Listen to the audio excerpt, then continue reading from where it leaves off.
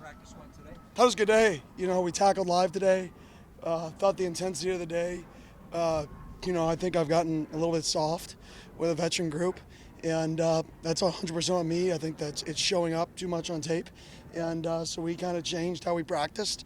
Practiced with a lot more. We got guys with green jerseys that can't contact, took them out, and said the guys that can practice, we're tackling, we're playing physical, and we're going to play the guys who can practice and can get out there and play full speed. Is that uncommon to do that on a Tuesday in season? Very. Yes. And so, is it when you say that you got soft? Does that mean that you wish you would have gone harder in like spring and/or camp? Or I think there's a fine balance. Our team's playing.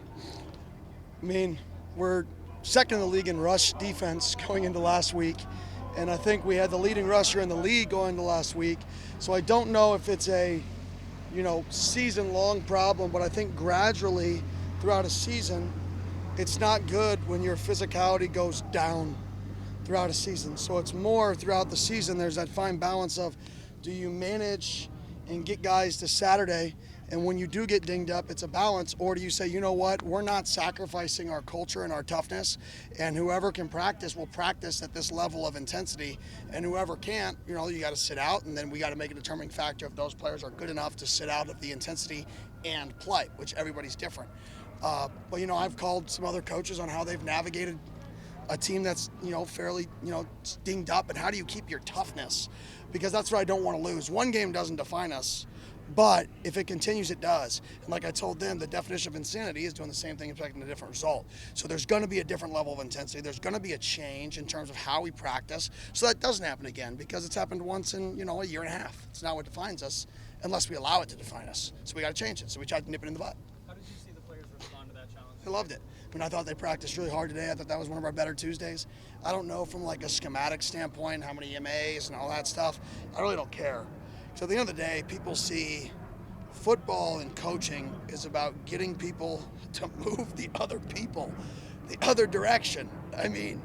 When you can't do that, and when it gets done to you, like, your biggest coaching error is allowing that to happen, which has nothing to do with a whiteboard or a meeting room. Has to do with a culture, a standard that you allow practice to happen. So I think from my perspective, that's what we're trying to get cleaned up, is the standard of how we practice. Even with vets, even with guys dinged up, we have to re-elevate that. And that starts with me, and that's 100% on me. The reason it's kind of gone down was by design, but poor design by me. Live and learn. Can't let that happen. We got to re-attack it. so Sam participated today. What's the update on that? Yeah, I think we're gonna have a conversation here today, tomorrow morning, in terms of what that looks like. I thought he moved around pretty good today. I thought he moved in the pocket a little bit today. Last week he never left the pocket, so we didn't really know. Today he moved around in the pocket, which was a positive. So he looked more like himself. So I think we'll have a conversation, and then by tomorrow, when the injury report's out, we'll disclose the honest truth again, and we'll see what rumors come about. How tough is it when you have a guy that's as tough as he is and will play through pain regardless? Thanks for missing the mic. It'll play through pain. How tough is it to evaluate where he is when he'll play? Yeah, it's a blessing and a curse. You want guys like that are, they want to play. They're gonna do everything possible, and that's what he is. And last week protected him from him a little bit, and this week we just got to have an honest conversation come Tuesday. Hey, where does it stand? And by Wednesday, hopefully we have a really good clue. So, but it's awesome. I'd much rather have guys who are competing to play and getting rehab and coming up all day than guys that just fold. So I'm glad we have a guy like that. Obviously, on the outside, that's everything that everybody's talking about. Do you feel like that kind of Sam conversation has kind of impacted the way that the team has looked? Not at all. Not at all. That's an excuse. At the end of the day, the quarterback has nothing to do with moving people forward and backwards. Has nothing to do with tackling. To say the emotional change, that's softness. If that's a reason for losing, then we're going to lose a lot of games here when I'm the head coach, if that's the culture we're creating. There are no excuses. Like, you get your butt kicked, come out here, you change something so you don't get the same result, because that's not who defines us. Like I said, unless we allow it to define us, how do you change it? You work harder. You practice more physical. It's not rocket science. You do the things you weren't good at. And unfortunately, when you weren't good last week at tackling, you have to tackle mid-season, which is not something you normally like to do. But I guess over time, I've allowed it get to a point where we have a game like that, which means we need a correction. And I think today was just a correction to get back on board in the right direction of how to build a program. Follow up from yesterday. You said there's hope that X comes back later in the season. He can obviously play 2 more games and still be eligible for redshirt. I believe, is that on the table for him as well? I don't know. We haven't crossed that path yet with him. So we'll cross that path. I mean, when we cross that path with him.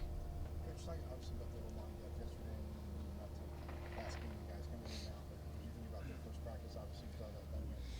Yeah, I mean, it's not fun not having been out there. I mean, he's a leader of our team. He's been here since day one with us. He's been one of our best offensive players on our team this year. And so that's unfortunate, but I think the guys, stepped up. And I think that's what it takes. It takes guys stepping up and preparing at a level better than they prepared before. Your preparation throughout a season should get harder, not easier as it goes along, because your body should feel worse, which means you should have to do more to feel ready enough to play. So I think getting the young guys to understand that it's not just the same thing every week, it's the same thing and a little bit more, and a little bit more, and a little bit more, and a little bit more. And hopefully our young guys respond to that. How can Ben continue to impact this team even if he's not on the team? Be Ben, be a leader, be a positive influence, shed light when there needs to be lights and laughter, because that's a personality he is. So bring joy around the facility. I think that's something he's really good at. So just be around and be himself. Yeah, it's good. You got Coach Ward one more. Do you talk to your leaders to try to help get them to push this messaging that you've been talking about today? Or? Yeah, but it's just, like I said, one game doesn't define you. So it's not like we were expecting to get just destroyed, right? So there really isn't that. Up to that point, we've dominated the run. And we've been physical. Like, that's been a strength of our team. Is holy cow, other than third and short, right? We've been a physical team. So it's more during where did that last 2 weeks go that allowed us to play like that? Because the reality is you are how you play. And you're only as good as your last game. So what defines us right now is our last game. Is that who we are? No. But it's what we are today. It's not who we have to be. Like, we got to fix that. So I think in terms of the leaders, they understand the mission. It's like an unsaid thing. When everybody knows what happened and how to fix it, right, there's really nothing to be said. I think I could call, my sister, and she would know we need to tackle and stop the run, right? So I think it's one of those unsaid things of like, let's just all go get it accomplished. Let's get back to playing our brand of football and trying to establish the line of scrimmage. Very good. Yeah. Thank you, Awesome. Coach. Thank you.